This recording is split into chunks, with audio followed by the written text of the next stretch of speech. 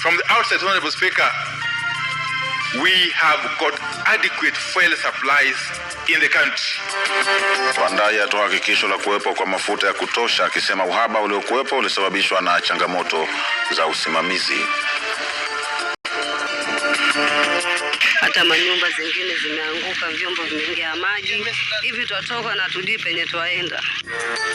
Wanaoishi karibu na mto Tana huko Garissa walazimika kuweka kambi za muda wakisubiri kwa maeneo mengine.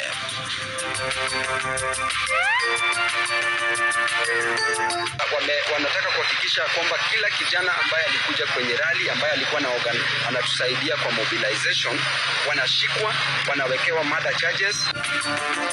Viongozi wa Linda Mwananchi walalamikia wafuasi wao kukamatwa kiholela.